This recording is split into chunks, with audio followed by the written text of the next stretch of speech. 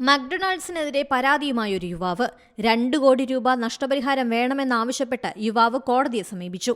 കാരണം ഇതാണ്: വെജിറ്റേറിയനായ യുവാവ് കഴിച്ചത് ഫ്രഞ്ച് ഫ്രൈസ്, പക്ഷെ ബില്ല് വന്നത് ചിക്കൻ ബർഗറിന്റെ. ബില്ലിൽ ചിക്കൻ ബർഗർ കണ്ടത് മാനസിക പ്രയാസം ഉണ്ടാക്കിയെന്നാണ് യുവാവ് പറയുന്നത്. അതിനാൽ 2 കോടി രൂപ നഷ്ടപരിഹാരം വേണമെന്നാണ് യുവാവ് പരാതിയിൽ പറയുന്നത്. ബംഗളൂരുവിലെ ലിഡോ മാളിലെ മക്ഡൊണാൾഡ്സ് ഔട്ട്ലെറ്റിലാണ് സംഭവം. പരാതിക്കാരനും സുഹൃത്തുമാണ് ഫ്രഞ്ച് ഫ്രൈസ് ഓർഡർ ചെയ്തത്. ബില്ലിലെ തെറ്റ് തിരുത്തുകയും ഖേദം പ്രകടിപ്പിക്കുകയും ചെയ്തെങ്കിലും യുവാവ് അടങ്ങിയില്ല. നഷ്ടപരിഹാരം എന്ന നിലയിൽ 100 രൂപ നൽകുകയും ചെയ്തെങ്കിലും യുവാവ് പരാതിയുമായി മുന്നോട്ടു പോയി. മക്ഡൊണാൾഡ്സിൽ നിന്ന് ഔദ്യോഗികമായി ഖേദം പ്രകടിപ്പിക്കണമെന്നായിരുന്നു യുവാവിന്റെ ആവശ്യം. അത് ലഭിക്കാത്തതിനെ തുടർന്നാണ് 2 കോടി നഷ്ടപരിഹാരം ആവശ്യപ്പെട്ടത്. തുടർന്ന് കൺസ്യൂമർ കോർട്ടിനെ ബന്ധപ്പെട്ടെങ്കിലും യുവാവിന്റെ പരാതി തള്ളിപ്പോയി.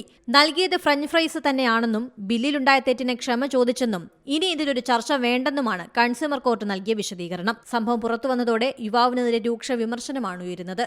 ഏറ്റവും പുതിയ വാർത്തകളും വിശേഷങ്ങളും വിരൽ തുമ്പിലറിയാൻ സീ മലയാളം ന്യൂസ് എല്ലാ ഡിജിറ്റൽ പ്ലാറ്റ്ഫോമുകളിലും ലഭ്യം.